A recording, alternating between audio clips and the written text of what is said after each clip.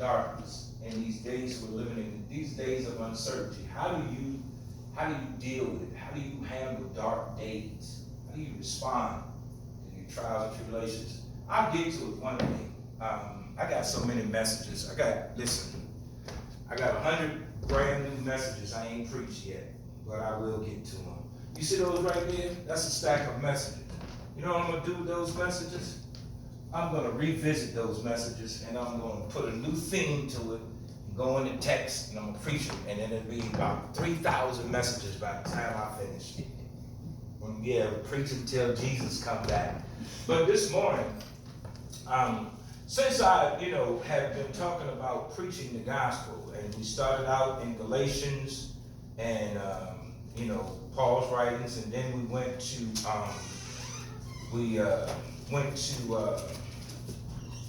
Romans chapter 1, and we worked in there for a little while, and so this morning, I want to preach about the reason why the gospel is preached, because you know what I found out, and I do these little surveys every now and again. I found out that a lot of folk don't know what the gospel is.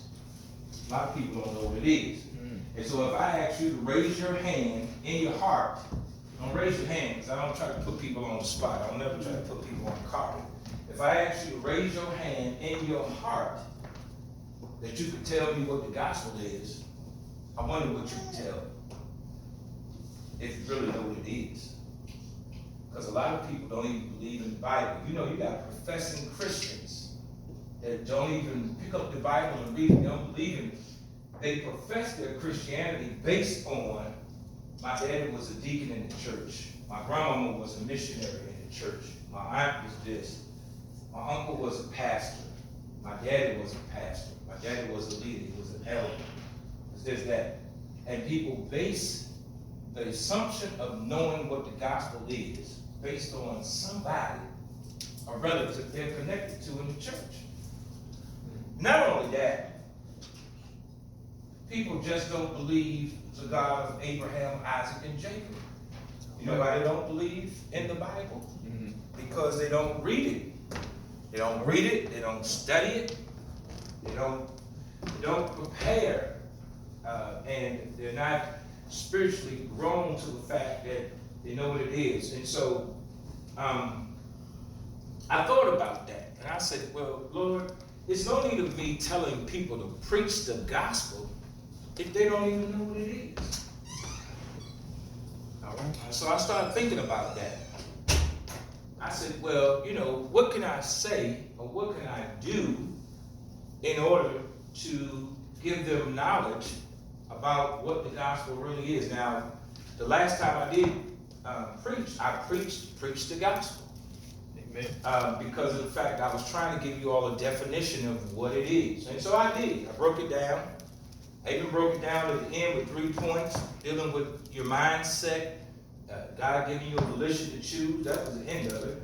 I don't think I want to go back over any of that information. I think I want to just kind of pitch this thought from Peter's account. And so let's go in here in the New Testament, 1 Peter. Let's go here in chapter 4 of 1 Peter.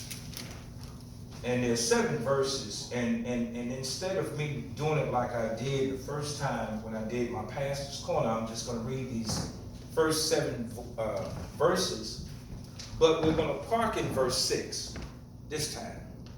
We're going to park in verse 6 because I did give you a definition of what the gospel is. In case you were listening, I said that it is the good news. It is the power unto God, Romans chapter 1, verse 16, 17.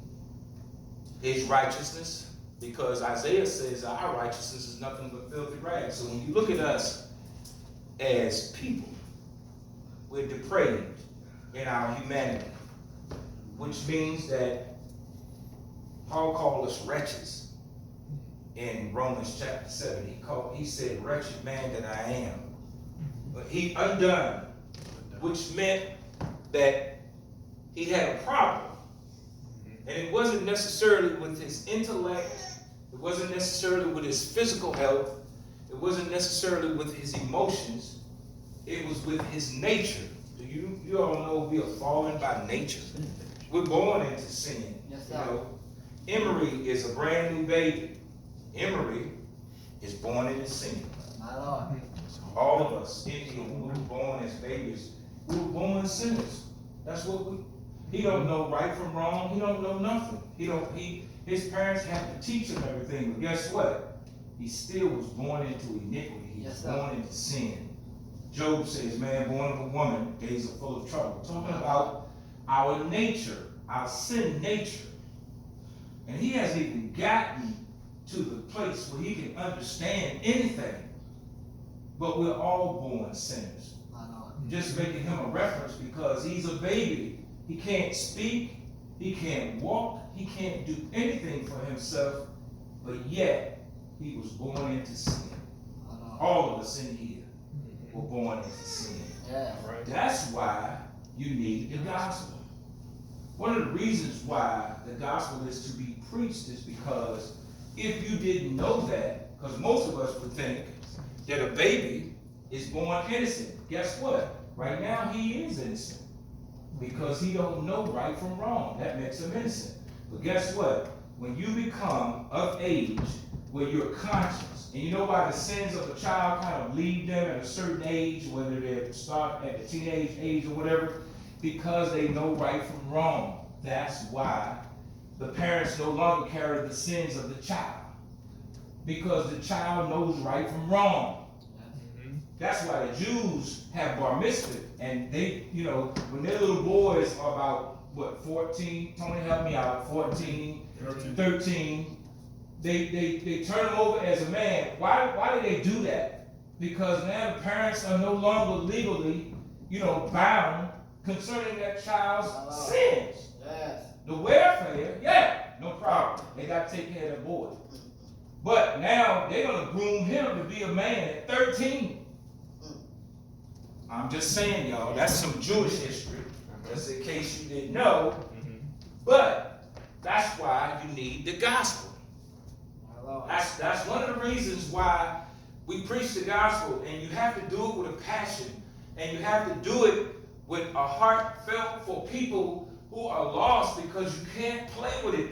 Souls are at stake. People's souls are at stake. And so a lot of these preachers out here, and this is why y'all saw me getting so angry and so adamant and upset when I was doing my Pastor Corner, because I get sick of watching these preachers in these mega churches. They got thousands upon thousands upon thousands of people.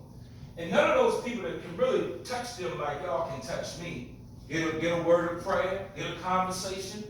And the pastors that are in those mega, T.D. Jakes don't know half them people. T.D. Jakes only know the people in his circle. He's got a circle. Creflo Dollar Jr. has a circle. And if you ain't a part of that circle, I don't care how long you've been going to that church, I don't care how much money you give him, guarantee you won't get in his circle. You won't get in his circle if you don't know him. What's the use of being a pastor of 20,000 people and you can't even know them? They can't even get an audience with you. They can't even get prayer in. But you want that money, because you want to fly that Lear jet. You want to drive 4 or 5 expensive cars. You want to live in a mansion that costs $5 million, $10 million. That's the people's money. That's right. But you want to live like you living in heaven on earth? That ain't living like you living in heaven. That's you living like you want to in the flesh. The flesh. What you need with a Lear jet? Go catch a commercial fight. It's cheaper. Come on, dog. Because you got to pay for gas, you got to pay for that pilot, you got to pay for maintenance, you got to pay for overhead on that jet, you got to pay for that. But guess where that money coming from? It's coming from the church. It's coming from the people. Come on. And it makes me sick that they preaching this foolishness and people's souls are at stake. But they don't care enough about their souls. All they want is that money. Now you can see that on television. Please send the offering in. Let me give you 4 or 5 ways you can send me that money. Send the money. I might send you something on YouTube, but send me the money. Because I need the money. Cause I still got the upkeep of the Learjet. I got the upkeep, you know, my wife got to go shopping on Rodeo Drive. You know, she got to take a trip to Paris in the Learjet that you supposedly have paid for so that I can fly around the country preaching gospel. That's a whole bunch of bull. Them guys, they fly around in Learjets wise because they can go anywhere they want to go. And listen, granted, they might